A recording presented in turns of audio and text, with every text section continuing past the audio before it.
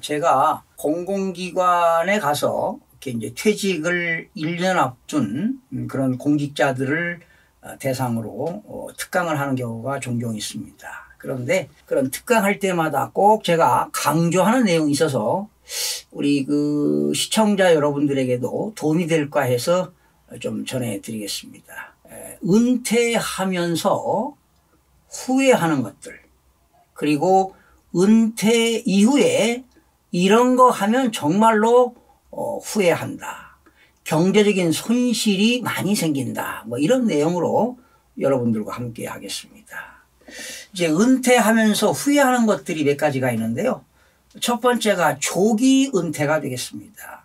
뭐 이제 사기업 같은 거는 60세 퇴직하지 않습니까? 그런데 60 전에 그 퇴직하기 나이 전 5년 전 10년 전에 미리 조기 퇴직하는 경우도 많습니다. 특히 금융권에서는요 50 전에도 퇴직들 많이 하더라고요. 명예퇴직들 많이 하는데 조기 퇴직해서 후회하는 경우가 많습니다.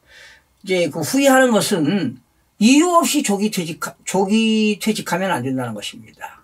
바로 조기 퇴직을 하더라도 퇴직한 이후에 어떠한 계획을 세우고 퇴직해야지 아무런 계획도 없이 그냥 막연하게 퇴직하는 분들, 무기력에 빠져가지고 후회하는 분들이 참으로 많습니다. 그리고 또 퇴직하면서 연금으로 받지 않고 퇴직연금, 일시불로 퇴직연금을 받는 경우가 있습니다. 목돈이 이제 필요한 경우가 있겠죠. 그런 퇴직연금 받아가지고 뭐 여러 가지 쓰는 일이 많아요. 뭐 주식도 투자하고 뭐 부동산도 투자하고 해서 망하는 사람들도 많습니다. 그래서 그러한 그 퇴직연금 일시불로 받아가지고 목돈 마련해가지고 주식 투자해가지고 망한 사람들도 많이 봤습니다. 예.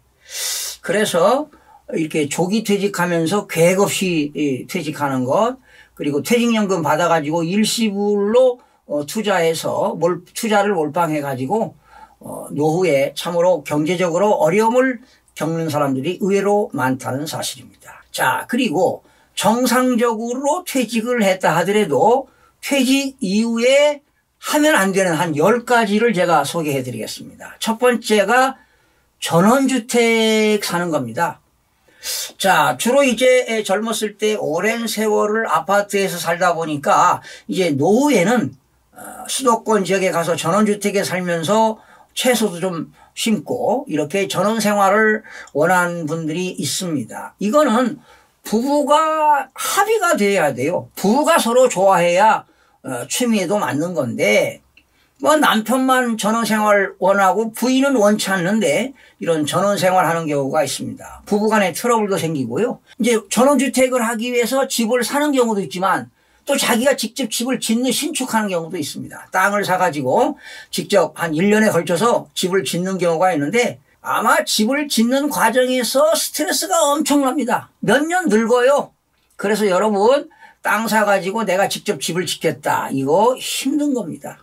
노동에 대한 것이 스트레스가 보통 일이 아닙니다. 업자들하고 분쟁도 생기고요. 그런데 전원주택을 사거나 또 전원주택을 지었을 때는 뭐 3억에서 5억이 이렇게 들어가잖아요. 목돈이 들어가는데 막상 이제 전원주택을 이제 청산하고 다시 이제 아파트로 들어오기 위해서 전원주택을 팔려고 하면 절대로 안 팔립니다. 싸게도 안 팔립니다. 내가 목돈이 5억이 들어갔는데 처음에 5억 이상 부를 거 아니에요. 안 팔려요. 4억 안 팔립니다. 심지어 3억도 안 팔려요. 반값에도 안 팔리는 경우가 있습니다. 그래서 전원주택 하는 건 좀 심혈을 기울여야 된다.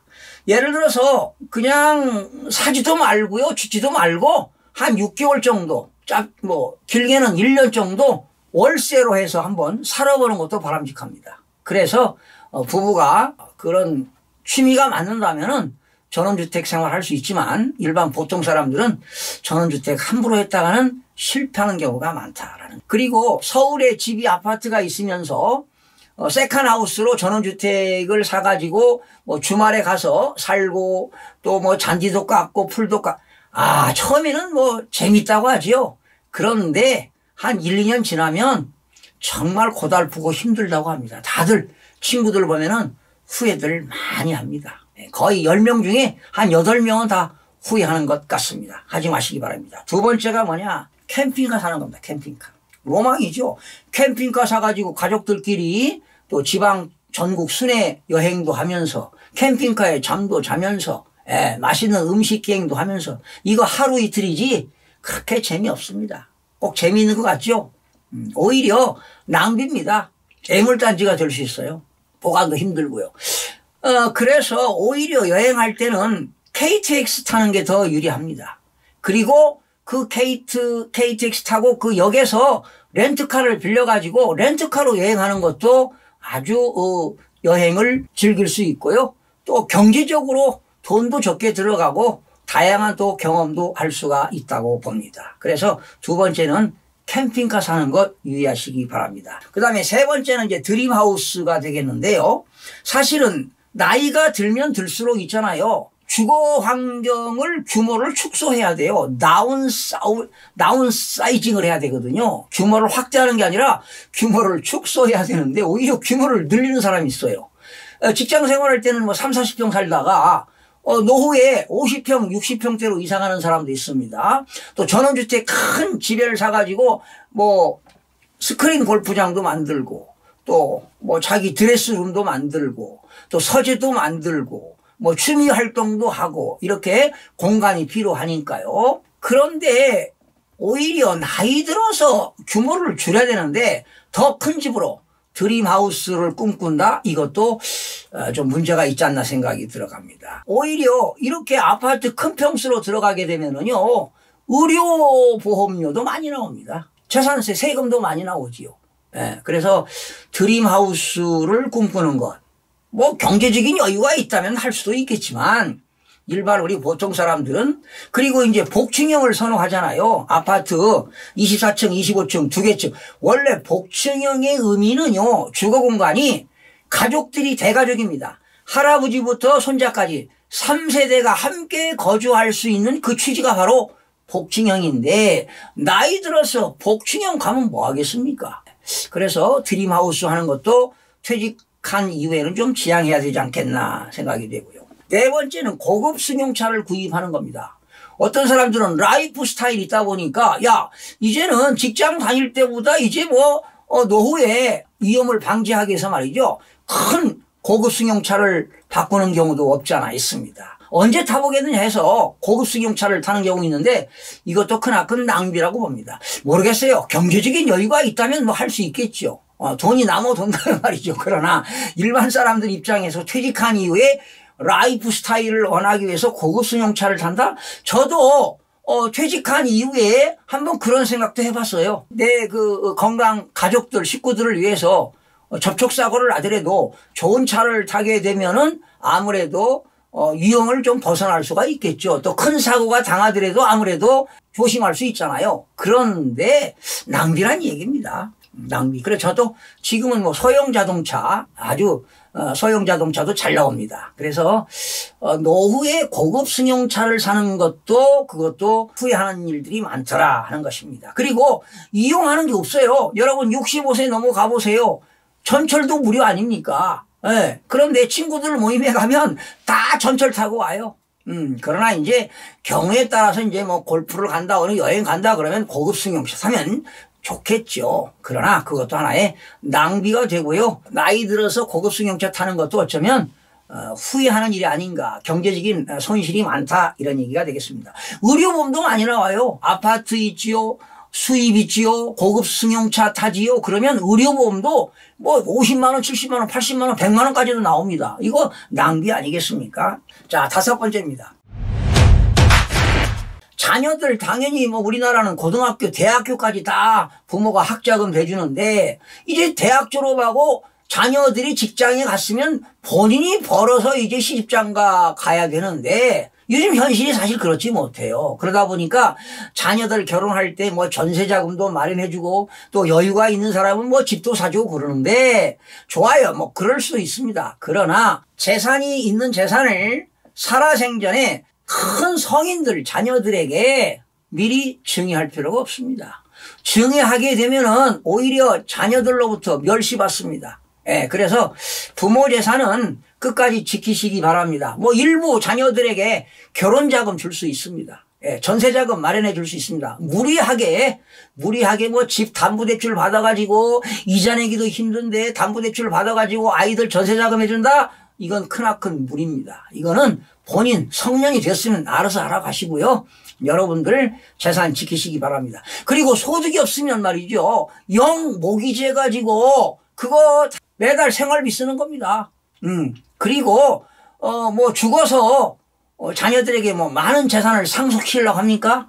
예, 살아생전에 좋은 취미생활 하시면서 재산 이용해서 노후에 잘 사시는 것도 편안한 삶이 아닌가 이런 생각해 봅니다. 그리고요, 6번째, 수익형 부동산 절대 투자하지 마시기 바랍니다. 야, 이제 노후에 목돈 내가 퇴직금 뭐 몇 억에다가 은행에서 싼 이자 대출 받아가지고 5억짜리 10억짜리 수익형 부동산 뭐 오피스텔도 사고 뭐 상가도 사고, 특히 상가 중에 그린 상가 있어요. 오픈 상가. 예, 오픈 상가. 오픈 상가는 절대로 투자하면 안 됩니다. 오픈 상가는요, 지금 20년 전부터 그거 오픈 상가 분양받은 사람들은 거의 만행했습니다. 또 특히 신도시라든가 기업도시, 혁신도시에 상가 분양하는 거, 그런 거 투자 가치 절대 없습니다. 그리고 지금 기업도시, 혁신도시에도요, 공실률이 너무나 많습니다. 그거 그린 상가 투자한 사람들 99% 다 망했습니다. 후회합니다. 절대로 여러분 투자하지 마십시오. 오히려 그걸 가지고 은행에 예금해놓고 적은 이자라도 받는 것이 훨씬 더 낫습니다. 그리고 상가 수익률도요 2, 3%밖에 안 됩니다. 잘못하면 공실이면 세금 부담만 커지고요, 의료보험 부담만 커지고 절대로 수익이 창출될 수가 없습니다. 또 여러분 퇴직금 받아가지고 목돈 가지고 주식 투자하는 분이 있습니다. 여러분 함부로 주식 투자하는 거 아닙니다. 주식도 10명 투자하면 8명이 다 손해보는 겁니다. 절대로 하시지 마십시오. 그러나 주식 투자를 하기 위해서는 다양한 경제 공부도 학습하셔야 됩니다. 예. 주식 공부한다고 해서 돈 버는 거 아닙니다. 경제 흐름, 세계 경제 흐름, 거시경제 흐름, 한국 경제 흐름, 참 다양한 공부해야 됩니다. 함부로 주식 투자했다가는 망하기 쉽습니다. 8번째입니다. 금전 소비대차 계약입니다. 금전 소비대차. 이건 뭐냐? 함부로 돈 빌려주지 마라. 그리고요, 돈 빌려올 생각도 하지 마십시오. 빚주고 산다는 건 불행한 일인데요, 빌려올 생각하지 마세요. 빌려줄 생각도 하지 마시고, 빌려준 돈 있으면 받지 못합니다. 친인척들의 돈 빌려주고 형제간에 은합니다. 그리고 빌려준 돈도 못 받습니다. 차라리 주세요. 그냥 얼마. 그리고 빌려준 돈 회수하는 확률이 힘듭니다. 희박합니다. 그래서 절대로 금전 소비대차 계약, 빌려주고 빌려오는 것 하지 마시기 바랍니다. 9번째입니다. 물상 보증인이 되어서는 안 됩니다. 그러니까 제3자가 돈을 빌려오는데 담보 제공할 게 없으니까 내 부동산을 담보로 제공하고 제3자가 돈을 빌려오는 겁니다. 그러면 나는 물상 보증인이 되는 겁니다. 예를 들어서 부인 앞으로 아파트가 되어 있어요. 그런데 남편이 사업하겠다고 돈 좀 빌리겠다. 그러면 부인이 아파트를 담보로 제공하는 겁니다. 빌려온 채무자는 누구냐? 남편입니다. 그러면 남편이 돈을 빌려오고 부인은 물상 보증인이 되는 겁니다. 그러면 남편이 빌려온 돈 이자를 못 갚게 되면은 부인의 물상 보증인 부동산은 경매로, 임의 경매로 매각되는 경우가 허다합니다. 그래서 절대로 물상 보증인이 되어서는 안 됩니다. 마지막에 공동 투자하지 마십시오. 야, 너 퇴직금 받은 거 있는데 앞으로 좋은 사업이 있는데 여기에 뭐 1억 투자해라, 5억 투자해라. 공동 투자 함부로 하시는 것 아닙니다. 그러나 법률적으로 합법적으로 공동 투자하는 경우도 있어요. 뭐 법원에서 경매 물건 사는데 지분 투자할 수 있습니다. 예, 공동 투자해서 내가 10분의 1 투자하면 10분의 1만큼 내 앞으로 등기가 되는 겁니다. 뭐 이런 건 합법적으로 가능한데 이렇게 공동으로 어느 사업에 투자하는 것 함부로 하는 것이 아닙니다. 그리고 특히 내가 부동산을 가지고 은행에 담보대출해 가지고요, 그 대출 받은 돈으로 창업하는 것 하지 마십시오. 우리나라 창업해 가지고요 망한 사람이 얼마나 많습니까? 지금 경기도 침체되고 어려운 상황에 잘못 창업했다가 창업자금 다 날리고요. 오히려 빚만 지게 되면 노후에 힘들어집니다. 차라리 창업하려고 그런 생각이 있다면 소일거리라도 할 수 있는, 한 달에 월급 100만 원이든 200만 원이든 받을 수 있는 일을 찾아보시기 바랍니다. 그리고 여러분들이 평생 직장 생활 하시면서 여러분 나름대로 어떤 노하우가 있을 거 아닙니까? 거기에 관련된 기업에 가서 봉급 생활하는 것도 의미가 있다고 생각합니다. 마지막에 공동투자 그리고 창업자금 대출받아가지고 창업하는 거 참으로 위험스럽습니다. 자, 이렇게 퇴직한 이후에 하지 말아야 할 것 10가지가 있는데요. 이거 잘못했다가는 정말 노후에 삶이 정말 고되고 힘든 삶을 살아갈 수가 있습니다. 여러분 유의하셔서 노후에 잘 인생을 좀 편안한 그런 삶을 살아가시기를 바라면서 오늘 방송을 마치겠습니다. 시청해주신 여러분 대단히 고맙습니다. 마음이 드셨다면 구독, 좋아요 꼭 부탁드리겠습니다. 고맙습니다.